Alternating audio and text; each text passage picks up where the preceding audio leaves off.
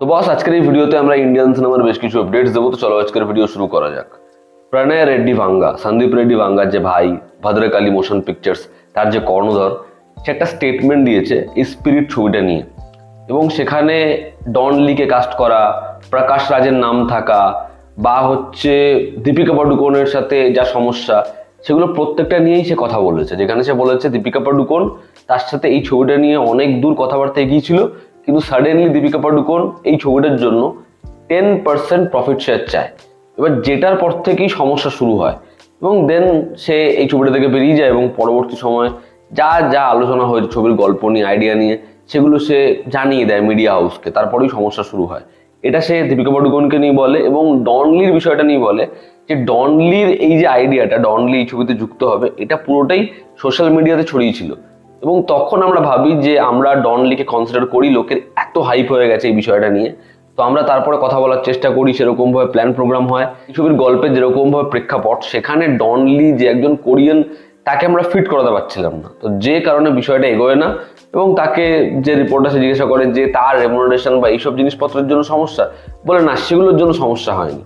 তো আপাতত ছবিতে প্রকাশ রাজও নেই, দীপিকা পাডুকোনও নেই এবং ডনলিও নেই।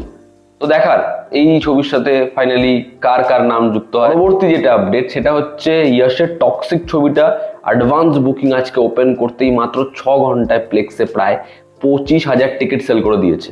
তো এই ছবিটা টক্সিক নিজের ডে ওয়ানে যা বিজনেস করবে, ছবির যে অ্যাডভান্স বুকিং হবে, সেটা ব্যাপক নাম্বার নিতে পারে এমনটাই এক্সপেক্ট করা হচ্ছে। দেখার টক্সিক ছবিটা কিরকম ধরনের অডিয়েন্সের রিসেপশন তৈরি করে এবং এই ছবিটা কি দারুণ রেকর্ড ব্রেকিং নাম্বার আনতে পারে, আশা করছি পারবে। আমি গতকালকেই ব্রহ্মাস্ত্র 2 নিয়ে বলছিলাম যে এপ্রিল থেকে এই ছবির কাজ শুরু হবে। তো ব্রহ্মাস্ত্র 2-তে আলিয়া ভাটের যে পোর্শন, সেটা খুব কম থাকতে চলেছে। সেখানে মূলত দীপিকা পাডুকোন এবং রণবীর কাপুর, মানে দেব অমৃতার গল্পটা এখানে বেশি পরিমাণে থাকবে। এবং যদি সবকিছু প্ল্যান মাফিক এগোয়, তাহলে আবার পার্ট 3-তে আলিয়া ভাটকে দেখা যাবে। তবে আপাতত যেরকম যে প্ল্যানিং, পার্ট 2-তে আলিয়া ভাটের 20 থেকে 25 দিন শুটের ডেট অলট করা হয়েছে। সালমান খান নয়নতারার ছবি, যেটা ডেট করছে বামসি পদিপল্লি, যেই ছবিটা ঈদ 2027-এ আসবে, এই ছবির মেকার্স একটা টাইটেলে রেজিস্টার করেছে, যেটা হচ্ছে মনস্টার, দ্য মনস্টার।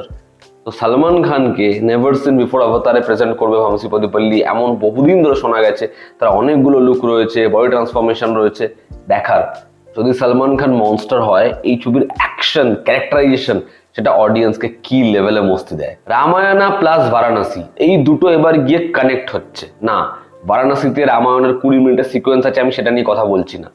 বারাণসী ছবিতে টোটাল 6টা গান রয়েছে এবং 6টা গানের কাজ জোর কদমে চলছে। এই ছবির মিউজিক যখন আমাদের কিরাবানি করছে, সেটা অডিয়েন্সের জন্য বিভৎস ট্রিট হতে চলেছে।